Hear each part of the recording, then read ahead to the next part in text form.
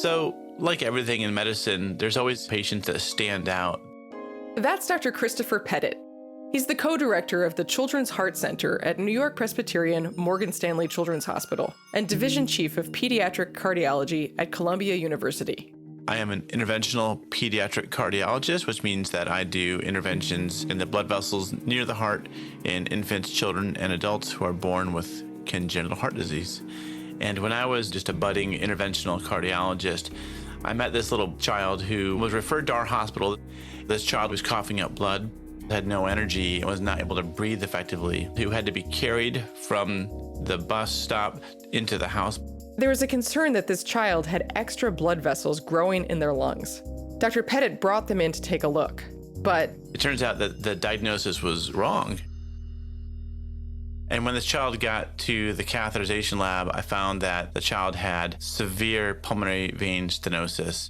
Pulmonary vein stenosis is a disease of young children and infants where the veins that bring the red blood back from the lungs become narrowed, just out of nowhere. And it typically starts with one vein is narrowed. And then what happens, it's very unique and sort of bizarre, is that another vein will become narrowed.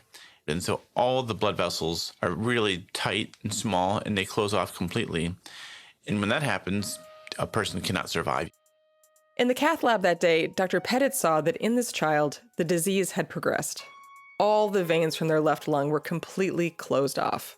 And so what I did was I treated the narrowed but open veins on the right lung so that some blood could get out of the right lung. And that really worked well. After the procedure, Dr. Pettit saw a huge improvement. His patient had more energy and even started to walk again. It was dramatic. But sadly, as the disease came back, which it always does, the child got more short of breath. I would bring the child back into the cath lab and reopen the veins, and the veins closed off again. I would reopen them, they would close off again, do this over and over again. But it got worse and worse, and ultimately the child passed away.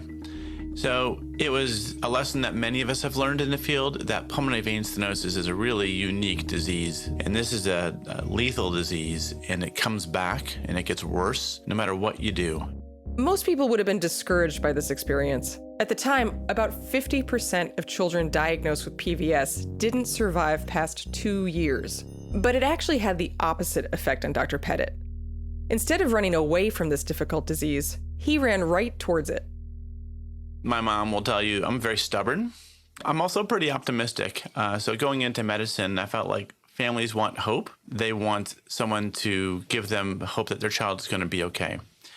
Over a decade ago, when patients were diagnosed with pulmonary vein stenosis, I think the feeling was that this was terminal disease. It didn't respond to any therapy. That was not satisfying to me. I didn't want to tell patients that we don't have a solution. And so, in this field, you have to be willing to be a little bit stubborn, be persistent. You have to have this belief that patients will thrive despite this disease in the future. I really believed we could do this. We could treat these patients and give them better outcomes. I'm Catherine Price. Today on Advances in Care, my conversation with Dr. Christopher Pettit. We discuss how Dr. Pettit's years of treating and researching pulmonary vein stenosis have led to innovative treatments for the disease, and how his relentless optimism and commitment to collaborating with other physicians have changed the odds for his patients.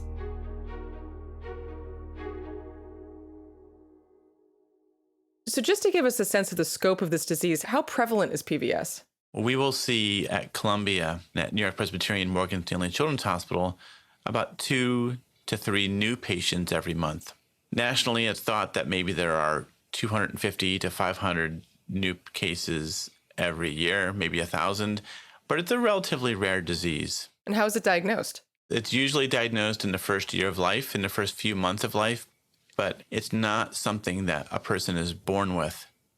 That makes it really challenging because a lot of babies will have a murmur when they're first born, and we'll do a scan or an echocardiogram in the first week of life, and it's normal. And in a baby with PVS, you can look back and say, oh, they already had a normal echo. Everything is fine. But at 2 or 3 months of age, things have changed. Now their pulmonary veins are narrowed, whereas they weren't before. So you're not born with it. What do you think causes it? There has been a lot of research into this, and we don't know what exactly causes it, but we do know what risk factors are associated with developing pulmonary vein stenosis. Many of these young children were born premature and spent a lot of time in the neonatal intensive care unit, or NICU. And many of them have lung inflammation. There's a surgeon who has a hypothesis that babies who spend a lot of time on their back, who are on the ventilator in the newborn nursery, that means they're always with their heart pressing on their spine. And that just that physical interaction between the heart pressing on the spine and the pulmonary veins getting a little bit smushed can be enough to set this up a little bit. So there are a lot of hypotheses out there. We just don't know yet. So historically, it seems like this would have been a terminal diagnosis. So the disease has a really high mortality associated with it. When surgeons tried to operate on this disease, it didn't really matter. It came back. And that created a lot of pessimism in the field. Physicians became really disheartened because they knew that no matter what a surgeon attempted in the operating room or what someone like me attempted in the catheterization lab, the veins got narrowed, more veins became affected. I mean, so if those were the typical outcomes, then what do you do at that point? Can you give us a big picture overview of what PVS treatment actually looked like when you were first starting out? So when I was first taking care of some of these patients with pulmonary vein stenosis, so at time of diagnosis, when I'd sit down with the family at the first meeting, I'd say, here's what your baby has. We're going to need to come to the cath lab every 6 weeks to reballoon, restent, keep reopening because it's going to keep coming back. The first 2 years of this disease are the most active, meaning progression, where it's getting worse, and then recurrence are really at their worst. But if we keep doing this, your risk of death is a lot lower 2 years later. So if we can just buy our time and keep this disease at bay by frequently re-intervening, that may be enough. Oh, okay. So doing that, it was sort of a traditional, sort of a conventional approach to this disease, right? You're going to bang away at it with stents and balloons and surgery, just trying to keep these vessels open. In the field like PVS, I think of that as almost being kind of like a caveman approach. This is a complex problem, and to sort of throw the same old tools at it is a bit simplistic. I see. The equivalent to this is when surgeons used to treat breast cancer with just more and more invasive surgery. Your breast cancer came back, we're going to carve out more tissue. That's kind of what PVS treatment was like 10 years ago or even 5 years ago. Right. You just try to make it through the end of that tunnel. Yeah. The problem with that is there's something underlying this disease which we haven't really paid attention to if we're just banging away at the disease. And that is, why does it keep coming back? Why is this disease so unique? Right. Like, we owe it to ourselves and to our patients to ask that question. What is going on here? What did you do next to pinpoint what makes PVS such a unique disease and, find a better way to treat it? So with PVS, when you look under the microscope, there's so many cells that they actually grow into the opening or the lumen of the blood vessel. There's an underlying cellular problem that's causing too many cells to grow and grow aggressively. My team and I decided, well, we ought to offer medical therapy because stents and balloons are not treating the underlying problem here. And the first thing I did in the spirit of collaboration was I talked to my pediatric oncologist colleague, someone who has a lot of experience with different immune medications. They're used for certain cancers, but they're also used as modulating the immune system, changing the way cell growth happens in inflamed blood vessels. And we decided that sirolimus, which is a medication used for treating the immune system, was probably the best medication to use for these children with PVS. And the rationale for sirolimus is that it has a very low risk profile, very well tolerated in children. It's also very effective in certain blood vessel diseases in children. And so we thought, well, let's try this. Okay. So from there, you conducted a study to see if sirolimus might be an effective way to treat PVS, right? Yeah, that's right. So tell me about how you got that study off the ground. Like, where did you start? So I only treated patients with the most severe disease, patients in whom, despite all the balloons and stents and all the frequent reinterventions that I was doing, they were still having progression of their disease. These are the patients I thought were at most risk of dying. So I talked to those families. Of the most severe cases. Yeah, your child has severe PVS. It's getting worse despite the fact that we're trying everything we have in the cath lab. We're offering this medication called sirolimus. Here's the side effect profile. Here's how we would sort of keep a close eye on if your child is tolerating this well. And so we're hopeful that you will be part of our research to advance this field. And so in that study, we treated 15 young children. They were almost all of them were less than 2 years of age. Most were infants. And we treated them for between 6 months and 2 years. With the sirolimus. With sirolimus. Yeah, we treated them with the sirolimus therapy oral. They're taking this by mouth, taking it twice a day. We're checking levels once a month to make sure they're on the right amount of medication. And we're using that for between 6 months and 24 months. Those patients continue to get the balloons and the stents and the interventions in the cath lab. So what happened? We had 100% survival in the patients who got sirolimus, even though these were the patients with the most severe disease. So you're saying the treatment group actually had 100% survival rate at the end of the trial? How did that compare to the other group who didn't get the medicine? Yeah, the other group, the survival was about 57%. So that study, it really changed the landscape in PVS. That study was published in June of 2021 in the Journal of the American College of Cardiology. So that came out, and that fall in September, 3 months later, there was a PVS conference that I hosted. We had about 100 specialists, whether they're surgeons, neonatologists, cardiologists, or interventionists like me. And someone asked for a show of hands, how many people here are treating patients with sirolimus?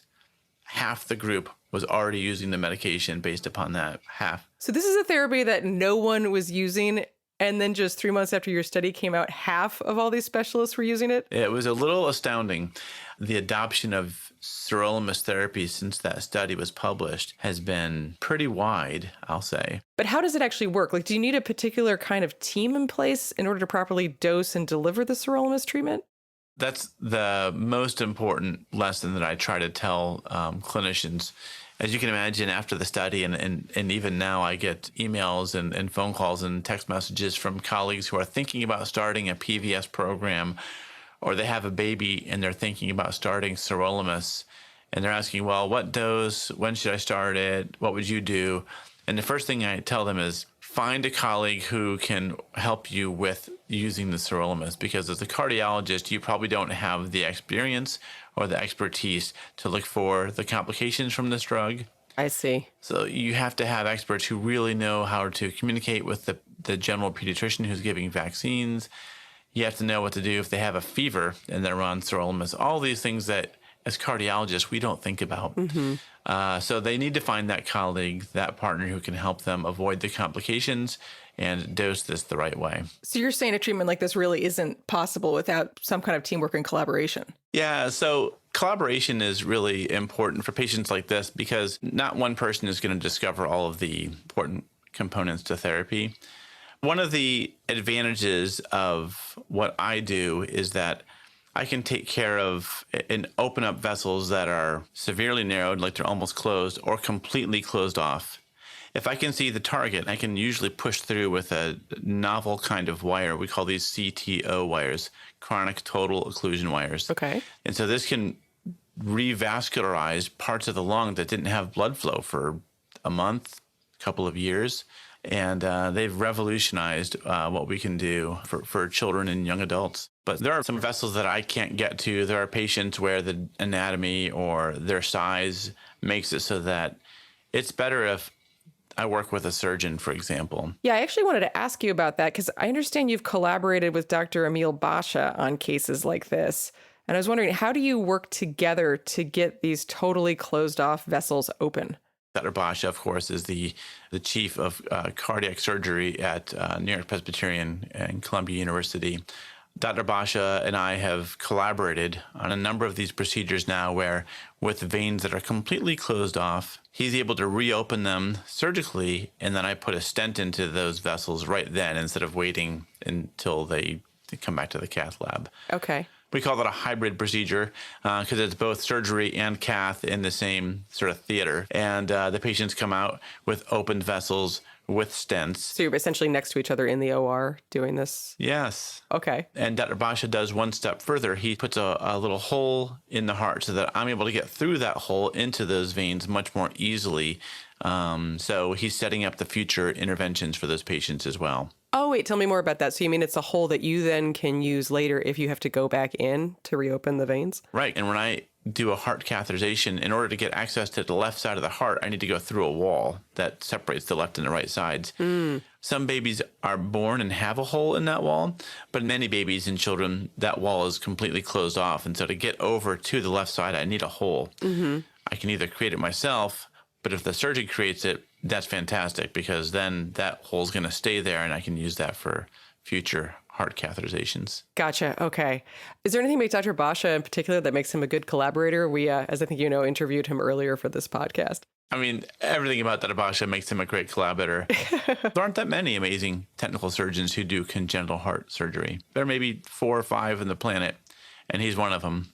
And then you combine that with his attitude. When he was interviewed by you, I'm sure you got the sense that he is just a lovely, enjoyable, very generous, and a very humble person. Oh, tears were shed by me, yes, listening to him. He's amazing.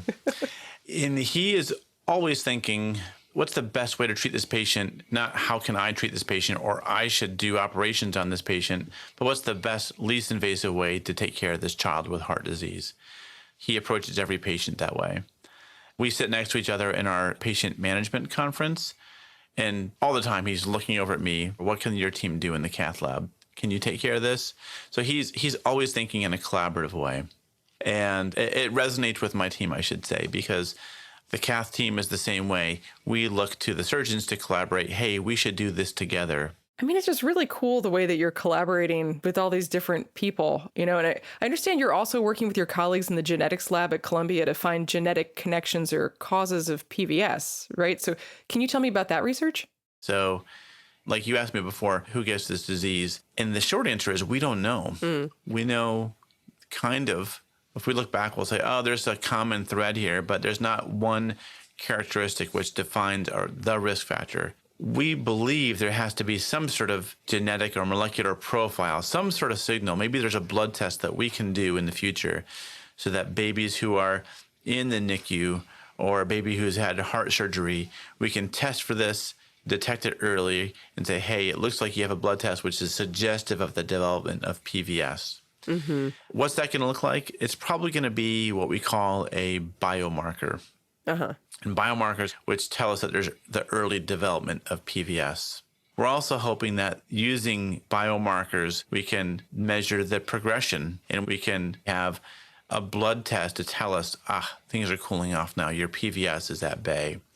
I'm an interventional pediatric cardiologist. I know that such things exist, but I don't know how to do all the testing. So we have specialists and experts in genetics and in genomics and in proteomics who will help us discover what that molecular signature is for patients who are at risk. And that's next. That's what's next in this field. That will help us be more specific about frequency of reinterventions, type of therapy one gets, how much surveillance, and then when to slow down all of that surveillance. I mean, I can see why that would be the next step forward if you could actually, tell ahead of time when to intervene instead of waiting for it to flare up again. And also, speaking of future research, are you planning to build on the original study where you treated the patients with sirolimus? I know you said there were some unanswered questions. Absolutely. So I work with a team of clinical scientists called the CCRC, or the Congenital Cardiac Research Collaborative, who are focusing on PVS as our next disease and population to study. The CCRC is a group of 15 centers and growing every year by 1 or 2 more centers. Columbia and New York Presbyterian are the data coordinating center, or kind of the hub of all those centers. So the data come here, we analyze the data. So one of the best things about working with a collaborative of 15 centers is that because centers vary in how they treat patients with PVS, we can take advantage of that variation in the approach to PVS to look for what's the right approach here. Because at one center, all you know is what you know. But as a collaborative within the CCRC, we can get a lot more data from a lot more patients. So it really empowers you to conduct more meaningful and more generalizable research. Some of the questions that we had from the original study, was it the drug or was it the frequency of the interventions? Should we offer this drug to patients with moderate disease?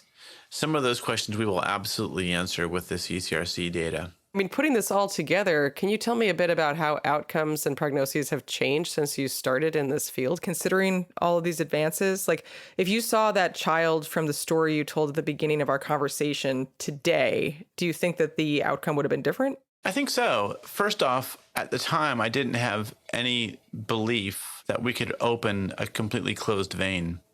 I look at the pictures from the cath. I still have the pictures on my computer, and I can see the angiograms and see the outline of the veins on the left lung, which was closed off. And today, I would have reopened that. And if I couldn't have, that child would have gone to surgery, and we would have done a hybrid surgical approach. Dr. Basha would have opened it. I would have placed a stent, and the left lung would have come back. Yeah, that child would be alive now. That was 15 years ago. But I think about that child a lot, and I think about the lessons we've learned. I can't think of the last time we've had a patient die with PVS here at New York Presbyterian. So I think it reflects the fact that outcomes are better. I don't know anybody who is as pessimistic about PVS as they were a decade ago. I mean, I don't feel like we've achieved what we want because these patients still go through a lot. I mean, survival is just the tip of the iceberg. Now I think we have data, and I'm much more confident about your child will survive, and we believe your child will thrive. The one other thing that's changed is that there's the patients that you treat with your own hands or with your own skills that improve, and that's very gratifying. The space that I'm in right now is differently gratifying, but it's really meaningful, where I have colleagues calling me from Dallas or Virginia or South Florida. I've got a patient with PVS. Can you look at the pictures and give us your advice on what to do? And we talk about it. And I have the understanding of the disease, and I know enough of the people in the community nationally that, I think I can give them the guidance, and they carry out great clinical care. I mean, that's just wonderful that it's such a collaboration on so many levels between the patients and the doctors, between the doctors themselves, between different hospitals, initiated by you. Also sounds like maybe your your stubborn optimism is contagious a little bit in a good way. That's nice to say. I think that there were a few scattered seeds out there across the nation of people who had optimism and a little bit of stubbornness and rose-colored glasses like me. And as that started to take root, then those seeds scattered more and more widely. So now it's a little bit more densely covered. There's more of us now than there used to be, and it's the rare person who would be so pessimistic as to say it's not worth treating children with PVS. You're like a Johnny Appleseed of optimism. I mean, I think mindset is everything, right? If you believe patients with your disease are doing poorly and will do poorly, that's exactly what you'll find. But if you believe that they can do better and they should do better, you'll probably be part of the team that brings outcomes up with you. I mean, you can imagine that these parents grasp on to that hope. And so our team that offers that hope, they really rely on us, and we're their partners. That must be really motivating for you too. Absolutely. Yeah. Yeah, it means a lot to mean that much to a family, right? And the patients that I take care of, even if it's been years, I still will get emails, and I'll see their children now in kindergarten or in first grade, and to know that you had a small part in that success is just, there's no words for how meaningful that is. Well, thank you so much, both for making the time to speak with me today and just for being an optimist. It's really wonderful to speak with you. Yeah, thanks so much. I enjoyed it too. Thanks so much to Dr. Pettit for speaking with me today and for his stubborn optimism, which has helped revolutionize the outlook for kids with PVS. I'm Catherine Price. Advances in Care is a production of New York Presbyterian Hospital. As a reminder, the views shared on this podcast solely reflect the expertise and experience of our guests. To listen to more episodes of Advances in Care, be sure to follow and subscribe on Apple Podcasts, Spotify, or wherever you get your podcasts. And to learn more about the latest medical innovations from the pioneering physicians at New York Presbyterian, go to nyp.org/advances.